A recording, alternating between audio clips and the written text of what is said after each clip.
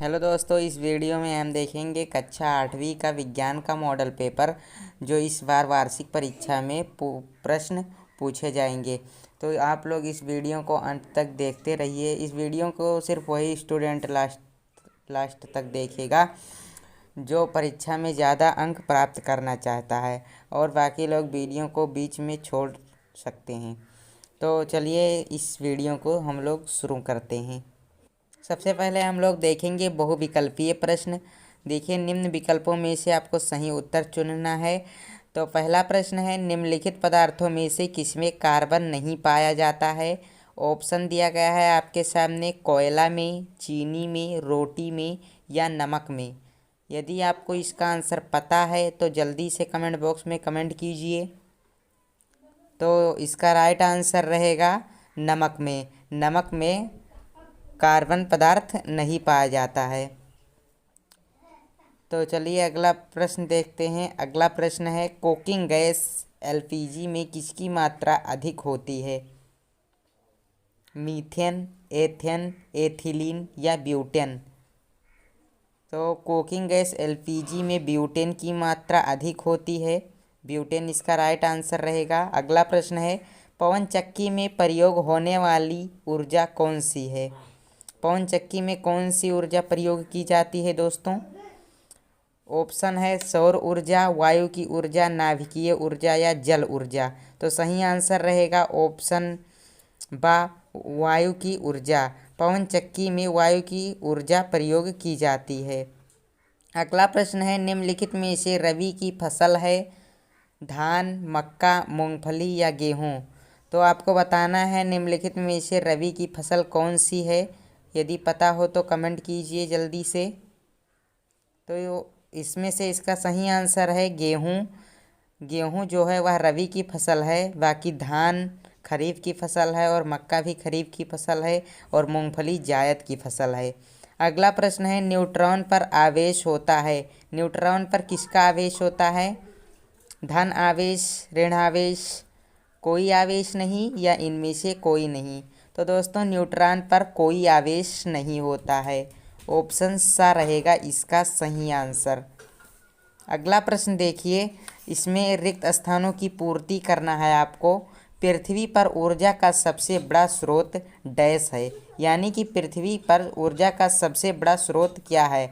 आप डैश की जगह पर क्या भरेंगे, तो यहाँ पर सूर्य भरेंगे। पृथ्वी पर ऊर्जा का सबसे बड़ा स्रोत सूर्य है। अगला है, पेट्रोल डैश ईंधन है। पेट्रोल कौन सा ईंधन है, यहाँ पर आपको भरना है। पेट्रोल ज्वलनशील ईंधन है। क्या भरना है दोस्तों, यहाँ पर भरना है ज्वलनशील। पेट्रोल ज्वलनशील ईंधन है। अगला है, सूक्ष्म जीवों को देखने के लिए डैश की आवश्यकता होती है, यानी कि सूक्ष्म जीवों को देखने के लिए किसकी आवश्यकता होती है। तो आप यहाँ पर भरेंगे सूक्ष्मदर्शी। सूक्ष्म जीवों को देखने के लिए सूक्ष्मदर्शी की आवश्यकता होती है। अगला प्रश्न है, प्रोटॉन की खोज डैश ने की थी, यानी कि प्रोटॉन की खोज किसने की थी। तो प्रोटॉन की खोज गोल्डस्टीन ने की थी। किसने की थी फ्रेंड्स, प्रोटॉन की खोज गोल्डस्टीन ने की थी। यहाँ पर गोल्डस्टीन भरा जाएगा। अगला है, किसी तल पर लगने वाले अभिलंबवत बल को डैश कहते हैं। किसी तल पर लगने वाले अभिलंबवत बल को क्या कहते हैं। तो दोस्तों आप यहाँ क्या भरेंगे, किसी तल पर लगने वाले अभिलंबवत बल को दाब कहते हैं। क्या कहते हैं फ्रेंड्स, दाब कहते हैं। यहाँ पर दाब भरा जाएगा। चलिए अगला प्रश्न देखते हैं। अगला प्रश्न है, पृथ्वी द्वारा सभी वस्तुओं पर लगाए गए आकर्षण बल को क्या कहते हैं। पृथ्वी द्वारा सभी वस्तुओं पर लगाए गए आकर्षण बल को गुरुत्वाकर्षण बल कहते हैं। इसका उत्तर रहेगा गुरुत्वाकर्षण बल। अगला है, अंडयुज को उदाहरण सहित समझाइए। तो उत्तर है, अंडे देने वाले जंतुओं को अंडयुज कहते हैं और इसका उदाहरण है कबूतर, मुर्गी आदि। तो अंडयुज को उदाहरण सहित समझाना है आपको। उत्तर में लिखना है, अंडे देने वाले जंतुओं को अंडयुज कहते हैं और इसका उदाहरण में लिखना है आपको कबूतर, मुर्गी आदि। चलिए अगला प्रश्न देखते हैं। हमारा अगला प्रश्न है, 5वां प्रश्न है, किसी परमाणु में पाए जाने वाले कणों के नाम लिखिए। तो इसका उत्तर रहेगा परमाणु में पाए जाने वाले कण। आपको हेडिंग डालना है परमाणु में पाए जाने वाले कण और फिर लिखना है इलेक्ट्रॉन, प्रोटॉन और न्यूट्रॉन। आपको इस तरीके से जैसे इसमें लिखा है अच्छे तरीके से लिखना है पेपर में। तो अगला प्रश्न है प्रजनन से आप क्या समझते हैं। उत्तर रहेगा जंतुओं में अपनी ही जाति की निरंतरता बनाए रखने की क्रिया को प्रजनन कहते हैं। दोस्तों आप लोग वीडियो को 2 से 3 बार देखिए, आपको सभी प्रश्न अवश्य याद हो जाएंगे और आप अच्छे से याद करके तभी एग्ज़ाम में बैठने जाइएगा। अच्छे से सभी प्रश्न को याद कर लीजिए क्योंकि सभी प्रश्न इम्पोर्टेंट हैं। तो प्रजनन से आप क्या समझते हैं तो आपको लिखना है, यदि आपके पेपर में यह आ जाए प्रजनन से आप क्या समझते हैं तो आपको लिखना है जंतुओं में अपनी ही जाति की निरंतरता बनाए रखने की क्रिया को प्रजनन कहते हैं। चलिए अगला प्रश्न देखते हैं। अगला प्रश्न है पेट्रोल को जीवाश्म ईंधन क्यों कहते हैं। तो उत्तर में आपको लिखना है पेट्रोल करोड़ों वर्ष पहले दबे मृत जीव जंतुओं एवं वनस्पति के अपघटन से बने पेट्रोलियम से प्राप्त होता है, इसलिए पेट्रोल को जीवाश्म ईंधन कहते हैं। देखिए एक बार दोबारा से रिवाइज कर देता हूँ। पेट्रोल करोड़ों वर्ष पहले दबे मृत जीव जंतुओं एवं वनस्पति के अपघटन से बने पेट्रोलियम से प्राप्त होता है, इसलिए पेट्रोल को जीवाश्म ईंधन कहते हैं। आपको इस तरीके से एकदम अच्छी राइटिंग में लिख कर आना है। अगला है प्रश्न 8वां है बलुई मिट्टी और चिकनी मिट्टी में क्या अंतर है। तो सबसे पहले हम लोग देखेंगे बलुई मिट्टी। आपको हेडिंग डाल कर लिखना है, उत्तर लिखे उसके बाद में हेडिंग डालना है बलुई मिट्टी और उसके आगे आपको लिखना है जिस मिट्टी में बालू की मात्रा अधिक होती है उसे बलुई मिट्टी कहते हैं। जिस मिट्टी में बालू की मात्रा अधिक होती है उसे बलुई मिट्टी कहते हैं। और अब हम लोग देखेंगे चिकनी मिट्टी किसे कहते हैं। तो चिकनी मिट्टी है, आपको हेडिंग डालकर लिखना है चिकनी मिट्टी। अब इसके आगे चिकनी मिट्टी के आगे लिखना है जिस मिट्टी में बालू की मात्रा कम तथा मिट्टी के कण छोटे होते हैं वह चिकनी मिट्टी कहलाती है।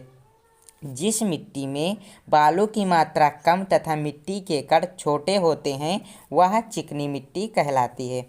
और प्रश्न 9 ये कई बार एग्जाम में पूछा जाता है आर्किमिडीज का सिद्धांत क्या है।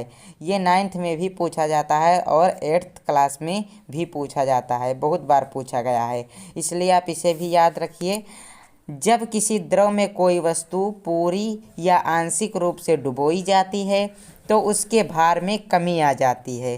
भार में यह आभासी कमी वस्तु द्वारा हटाए गए द्रव के भार के बराबर होती है, इसे आर्किमिडीज का सिद्धांत कहते हैं। चलिए लास्ट प्रश्न देखते हैं। लास्ट प्रश्न है जनसंख्या वृद्धि के कारण तथा उससे होने वाले कुप्रभाव को समझाइए। तो आपको हेडिंग में लिखना है जनसंख्या वृद्धि के कारण, हेडिंग लिखना है जनसंख्या वृद्धि के कारण। अब आगे आपको लिखना है पहले नंबर पे देश की गर्म जलवायु, दूसरे नंबर पे विवाह की अनिवार्यता, तीसरे नंबर पे कम उम्र में विवाह। अब अगला है देखिए, अब हम लोग जनसंख्या वृद्धि के कुप्रभाव को देखेंगे। तो देखिए पहला है प्राकृतिक संसाधनों पर दबाव जिससे भोजन पानी भूमि पर बुरा प्रभाव, दूसरा है अपराधों में वृद्धि, तीसरा है रोजगार में कमी, चौथा है निर्धनता, पांचवा है महंगाई और छठा है आवास सुविधाओं में कमी। तो दोस्तों उम्मीद करता हूँ आपको ये सभी प्रश्न अच्छे से याद हो गए होंगे और जिस लोगों को यह प्रश्न अच्छे से नहीं याद हुए हैं वह वीडियो को दोबारा से देख लीजिए और आप एक कॉपी में इसे नोट कर लीजिए, आप अच्छे से एग्ज़ाम देने जाइए। तो दोस्तों आपको यदि आगे भी इसी तरह का वीडियो देखना है, मॉडल पेपर आपको चाहिए इम्पोर्टेंट प्रश्न, तो हमारे चैनल को सब्सक्राइब कर दीजिए और आप जिस विषय का चाहते हैं उस विषय का नाम कमेंट कर दीजिए। हम अगली बार आपको उसी विषय का मॉडल पेपर लेकर आएंगे। तो धन्यवाद दोस्तों, वीडियो अच्छी लगी है, प्रश्न अच्छे लगे हैं तो इसे लाइक करना मत भूलिए। जय हिंद, जय भारत।